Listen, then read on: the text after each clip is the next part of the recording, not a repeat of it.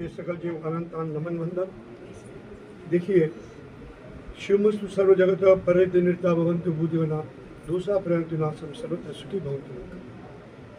हम अनंत अनंत जन्म से भ्रमण कर रहे हैं और अनंत अनंत जीवों के त्याग से हमारा जीवन चलता है। एक पानी की बूंद में अनेक जीव बताएं तो हम उनका उपकार कैसे चुकाएं?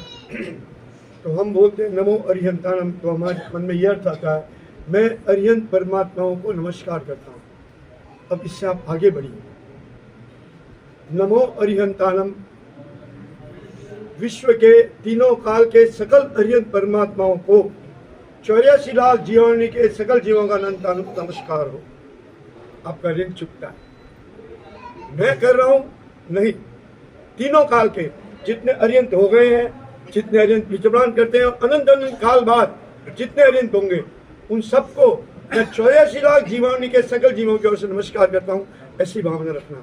यही सिद्ध परमात्मा के लिए, यही मैंने उपाध्याय जी महाराज के लिए, आचार्य भगवान के लिए, उपाध्याय जी साधु के लिए, ये भावना रखकर जब आप नौकार गिनते हो तो आपका पुण्य अनंत गुना बढ़ जाता है और आपकी कर्म निद्रा भी बहुत होती है। इस चीज़ को ध्यान रखिए। जब भी कोई पुण्य कार्य करे, मैं कर रहा हूँ ऐसा मत करो, मैं 84 लाख जीवाणु के सकल जीवों की ओर से ये पुण्य कार्य कर रहा हूँ। आप व्यापार करते हो, कितने जीवों का त्याग होता है, आपको पैसा मिलता है। उस पैसे को जब आप दान में देते हो तो 84 लाख जीवाणु को याद रखिए, कभी मत भूलिए। परमात्मा तीर्थंकर बनते हैं तो बहुत भक्ति की है इसलिए नहीं, उन्होंने संसार का ध्यान रखा। जो होवे मुझ शक्ति इसी सभी जीव करूँ शासन रसिक।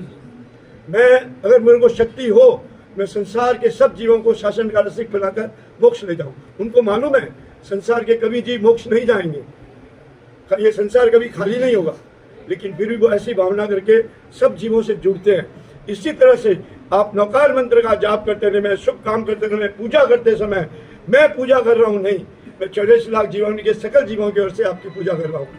इस तरह की भावना रख करके आप करोगे तो आपको बहुत लाभ मिलेगा। ये चीज़ ध्यान में रखिए। बस इतना ही मैं कहना चाहता हूँ, और कुछ भी परमात्मा की आज्ञा के विरुद्ध बोला हो